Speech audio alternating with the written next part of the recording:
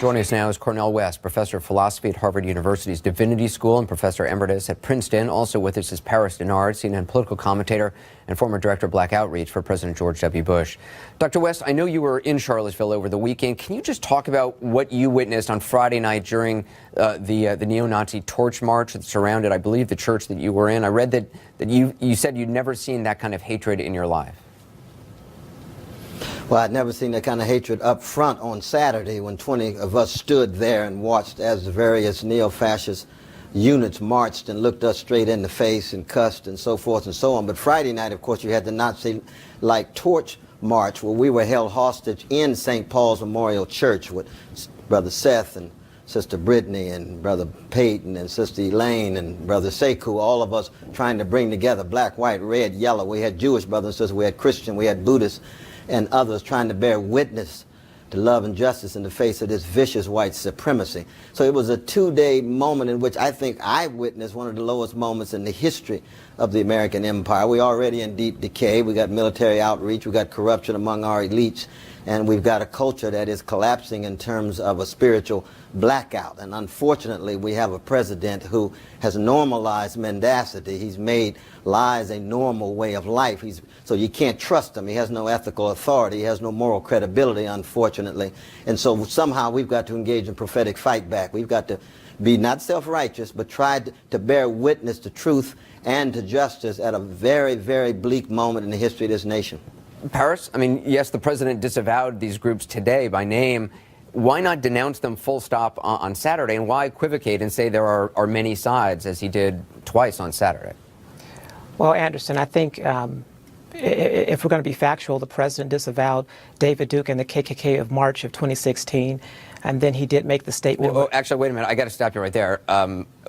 Yes, he ultimately disavowed David Duke, but I'm going to play for you right now what he first said when asked by Jake Tapper about this, because the facts matter on this. So let's just play that, what he said about David Duke. I want to ask you about the Anti-Defamation League, which this week called on you to publicly condemn, unequivocally, the racism of former KKK Grand Wizard David Duke, who recently said that voting against you at this point would be treason to your heritage. Will you unequivocally condemn David Duke and say that you don't want his vote or that of other white supremacists in this election? Well, just so you understand, I don't know anything about David Duke, okay? I don't know anything about what you're even talking about with white supremacy or white supremacists. So I don't know. I mean, I don't know, did he endorse me or what's going on? Because, you know, I know nothing about David Duke. I know nothing about white supremacists. And so you're asking me a question that I'm supposed to be talking about people that I know nothing about. I'm just talking about David Duke and the Ku Klux Klan here, but... I don't know, honestly, I don't know David Duke. I don't believe I've ever met him. I'm pretty sure I didn't meet him, and I just don't know anything about him. So, Paris, that's the candidate for president of the United States claiming not only doesn't know anything about David Duke, but doesn't know anything about white supremacists. Right, and so if we're going to talk about facts, Anderson, we can play what he said in March of 2016, a few days later, when he disavowed David Duke. Right, but why does it take, however many days for somebody to just disavow a known racist who everybody knows who David Duke is? The guy who's running for president certainly knows who David Duke is. Well, I mean, look, not everybody, that took 2 days for him to actually say knows the KKK. Not everybody knows who David Duke is. President Trump. He doesn't know what white supremacists are?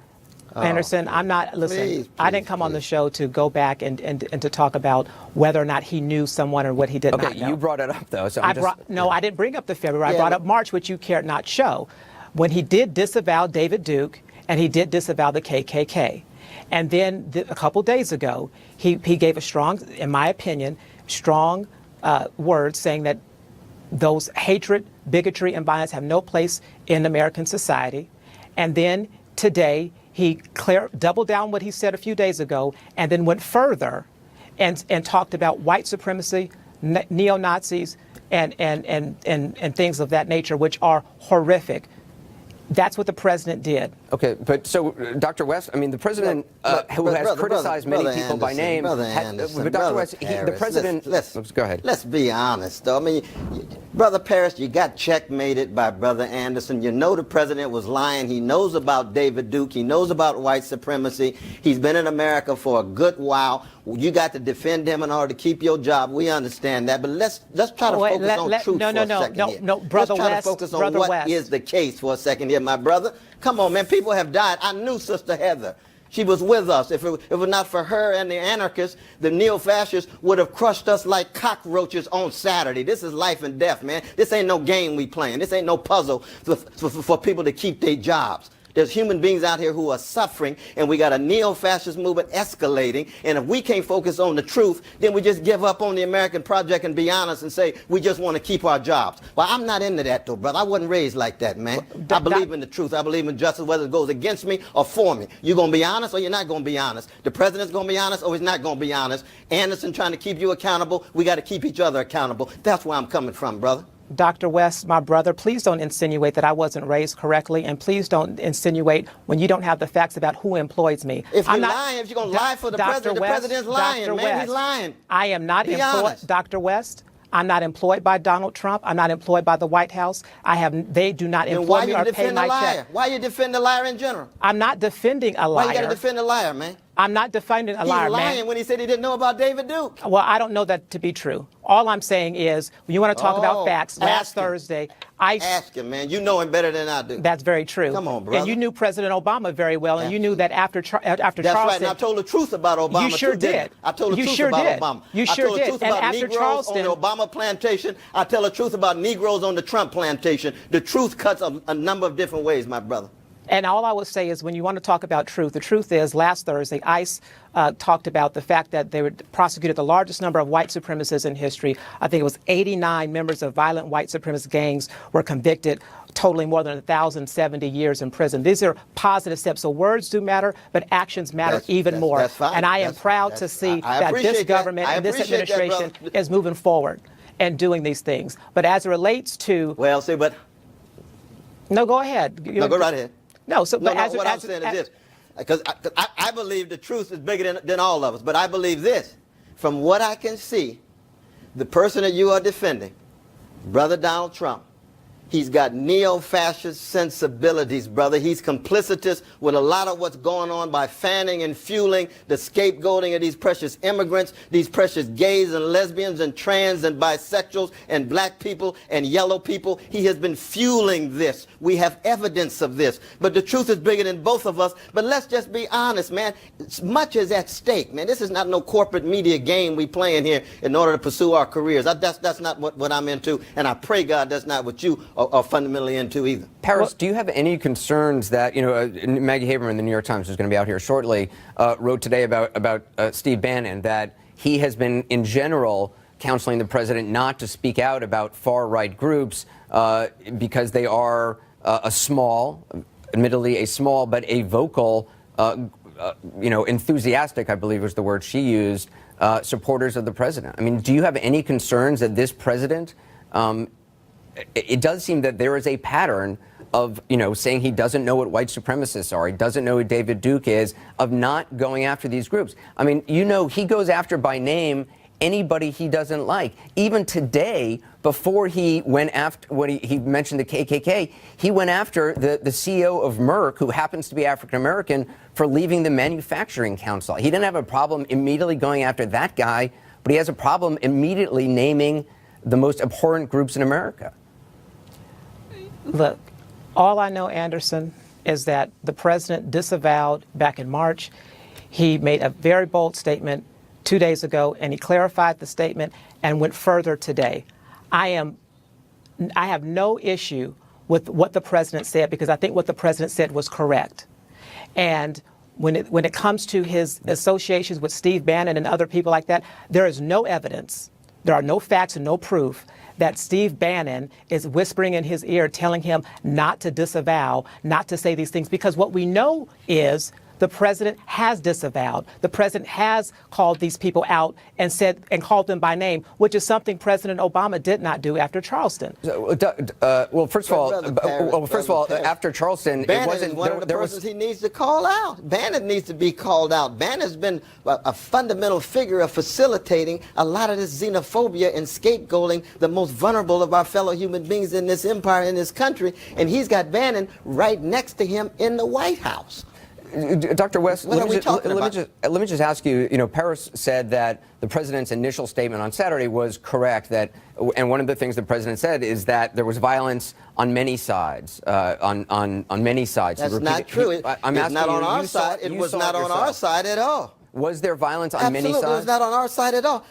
Not at all. Not at all. That's PR strategy. That's sounding brass and tinkling cymbal. We standing there singing "This Little Light of Mine" and about to get crushed. The light, our bodies, and our prophetic witness. It shriveled up. There was no space for love and justice given that vicious hatred. And we had the left, we had the anarchists, we had the anti-fascists. They were trying to both protect us, but they were also letting the neo-fascists know that there was opposition in this nation. Now, what's sad, though, Anderson, I'm going to tell you this, that we didn't see you all in those churches at St. Paul's. We didn't see you in First Baptist Historically Black Church there in Charlottesville, 153 years old, because of those church moments where Reverend Tracy Blackman gave a powerful sermon and Professor Jelaine Smith spoke, and I said a few words. And then when I spoke at the Sunrise, it was about a love and justice, not a kumbaya, but a focus on any people who are vulnerable, no matter what color, no matter what nation, no matter what sexual orientation,